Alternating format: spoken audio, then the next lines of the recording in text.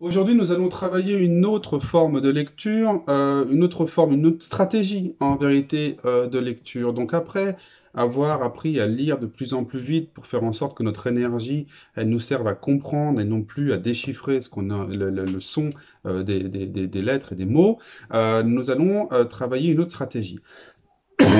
Pardon. Cette stratégie, ça s'appelle l'inférence. C'est un gros mot, mais je vais vous expliquer ce que ça veut dire. Enfin, c'est pas un vrai gros mot.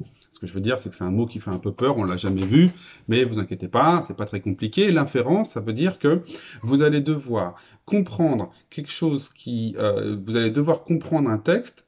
Je vais vous poser des questions sur un petit texte, mais la réponse ne se trouve pas dans le texte. Ah, comment on va faire? Eh bien, en fait, la réponse, elle se trouve déjà dans votre tête. C'est-à-dire que dans les textes, il y a quelque chose qui n'est pas dit, mais que vous allez comprendre sans que ça soit dit. On a déjà fait ça, souvenez-vous en classe, je vous ai déjà dit, un matin, j'ouvre ma fenêtre et devant moi, je vois la tour Eiffel. Où suis-je? Vous m'avez tous répondu, à Paris. Et oui, mais pourtant, je ne l'ai jamais dit. C'est parce que vous savez que la tour Eiffel est à Paris que vous savez ça. Si je vous dis, j'ouvre ma fenêtre et je vois le Taj Mahal, il y en a quelques-uns, je me souviens, qui m'ont répondu, vous êtes en Inde. Et oui, je suis en Inde. Mais en l'occurrence, je ne sais pas dans quelle ville je suis. Parce que ça, l'Inde, c'est très grand, et je ne connais pas la ville du Taj Mahal. Mais vous savez que c'est en Inde, un peu comme moi. Mais vous voyez, il y a des choses qui nous manquent quand même, mais il y a des choses qu'on a déjà dans notre tête. D'accord? Donc, une histoire que je vous avais racontée, je suis seul dans la nuit, je suis seul dans la nuit, dans la forêt, puis tout d'un coup, j'entends un craquement, et puis j'entends Aouh! Et je vois deux yeux jaunes qui sortent de la pénombre. Qu'est-ce qui vient vers moi?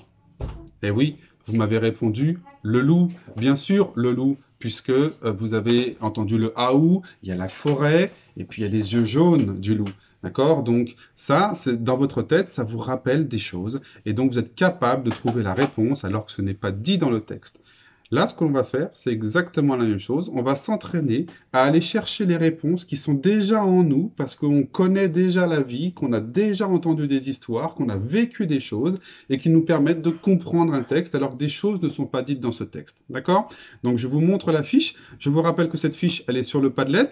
Nous allons faire uniquement que les deux premiers aujourd'hui et on fera les deux autres demain. D'accord? Je vais vous donner les consignes et les façons de faire.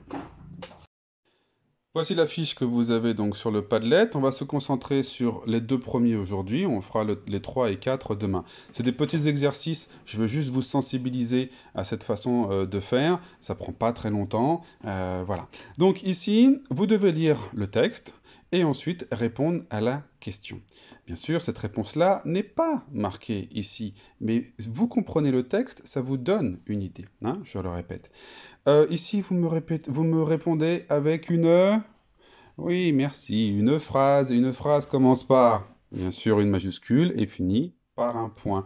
Si je veux écrire un mot et m'aider pour l'écrire, bien sûr qu'il devrait peut-être se trouver là-dedans pour m'aider, mais ou dans la question, hein, souvent, souvenez-vous, on avait déjà vu ça, on peut s'aider des mots de la question, on peut s'aider des mots qui sont dans le texte pour pouvoir écrire sans erreur. Donc là, vous allez vous transformer en enquêteur. Donc vous allez lire cette phrase, enfin vous allez lire pardon ce petit texte là qui est fait de 3 phrases, et puis vous allez répondre à la question. Essayez, comme moi, de prendre un stylo rouge pour souligner les indices qui vous disent où se trouve maman. D'accord? Ici, on vous demande où le chat s'est-il réfugié. Réfugié, ça veut dire où est-ce qu'il s'est caché, où est-ce qu'il s'est mis, où est-ce qu'il est. Hein. C'est pareil. Utilisez un petit feutre, un surligneur, comme vous voulez, pour trouver les indices vous permettant de répondre à ces deux questions. Allez, je vous laisse lire, je vous laisse essayer de répondre à ces questions et souligner vos indices pour pouvoir répondre.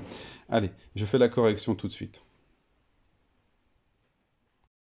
Alors, correction de cette petite enquête de lecture, hein. Après les enquêtes de mathématiques, on fait des petites enquêtes de lecture. Donc ici, où est maman? Bon, ben, je réponds, maman est dans la voiture. Donc vous voyez, j'ai ma majuscule, j'ai le est qui est marqué comme il faut, j'ai repris ici, dans la voiture, dans je sais l'écrire, voiture aussi, j'ai mis mon point. Donc qu'est-ce qui m'a dit que maman était dans la voiture? Ben déjà, il y a le bébé qui est dans un petit siège, et puis à l'arrière. Hein, parce qu'un petit siège, ça peut être près de la table pour qu'il mange, ça peut être... Voilà, mais là, il y a à l'arrière. Et puis elle s'assied à l'avant. Où est-ce qu'il y a il y en a qui s'assoient à l'arrière et à l'avant? Déjà, j'avais déjà une idée. Et puis, il y a la ceinture de sécurité. Ah bon, la ceinture de sécurité, j'étais quasiment sûr, bien sûr, c'est dans une voiture, mais pour être sûr, regardez, elle démarre, bien sûr, c'est une voiture qu'on démarre. Donc ici, tous ces petits indices-là m'ont fait comprendre que maman était dans la voiture. Vous pouvez relire ici, nulle part il est marqué que maman est dans une voiture. Mais parce que vous avez trouvé ces petits indices comme moi, vous avez compris qu'elle était dans une voiture. Allez, le deuxième ici. J'ai marqué que le chat s'est réfugié sur le toit. Ah, regardez, le c'est, il était marqué ici, je l'ai repris exactement pareil. Réfugié, je l'ai repris pareil. Le toit est, on dit toiture, hein, donc un T muet. D'accord? Alors, qu'est-ce qui m'a fait comprendre que le chat s'était réfugié sur le toit? Bon, bah déjà, on est près d'une maison. On n'est pas en forêt, on n'est pas dans une mare ou près de la plage, on est près d'une maison. Et puis, ça vient semblant venir du ciel. Ça semble, c'est-à-dire qu'on a l'impression que ça vient du ciel. Donc, près de la maison, quand je lève la tête, déjà, j'ai une idée. Si je suis près d'une maison et que je lève la tête, bien sûr, je commence à voir quoi? Bah, le mur, bien sûr. Donc, en effet, ici, il a posé l'échelle contre le mur. L'échelle, c'est pour grimper. Bah oui, d'ailleurs, c'est marqué ici. Il grimpe tout là-haut. Bon, alors attention, à mon avis, il ne peut pas grimper dans le ciel.